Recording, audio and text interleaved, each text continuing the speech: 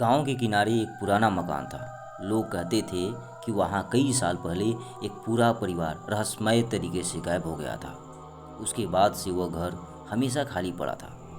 एक दिन अर्जुन अपने दोस्तों की चुनौती पर उस घर में एक रात बिताने चला गया। घर के अंदर चारों तरफ धूल, टूटे हुए फर्नीचर और मकड़ी के जाले थे। उसने एक कमरे में चादर बिछाई और सोने की कोशिश करने लगा। कुछ देर बाद ठक ठक खिड़की पर किसी ने दस्तक दी। अर्जुन ने सोचा शायद पेड़ की डाल होगी, लेकिन फिर वही आवाज आई, ठक ठक ठक। इस बार दस्तक और तेज थी। उसने हिम्मत करके खिड़की की तरफ देखा। बाहर एक छोटी सी लड़की खड़ी थी। उसने सफ़ेद फ्रॉक पहन रखी थी और उसके लंबे बाल पूरे चेहरे पर फैले हुए थे। धीरे से उसने कहा, अंकल मुझे अंदर आने दो। अर्जुन का दिल जोर जोर से धड़कने लगा।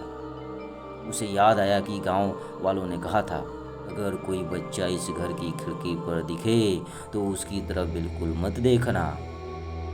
उसने आंखें बंद कर ली। तभी आवाज़ बदल गई।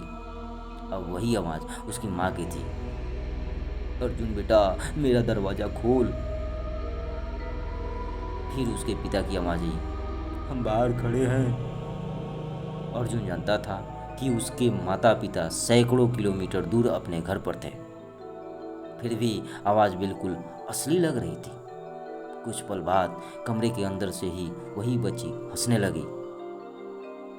अर्जुन ने धीरे धीरे आंखें खोली। खिड़की अब खाली थी, लेकिन कमरे के कोने में वही लड़की खड़ी थी। उसके बाल धीरे धीरे हटे और वहाँ कोई चेहरा नहीं था, सिर्फ एक काला खाली गड्ढा जिसमें से मुस्कुराहट आ रही थी। अब बाहर कोई नहीं है क्योंकि मैं अंदर आ चुकी हूँ। अगली सुबह गांव वाले जब उस घर में पहुँचे तो कमरा खाली था।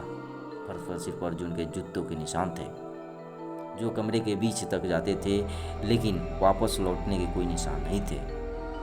तब से उस पुराने घर की खिड़की पर कभी कभी एक और परछाई दिखाई देती है, और अगर कोई उसे देखकर रुक जाए तो अगली रात वह परछाई एक और बढ़ जाती है।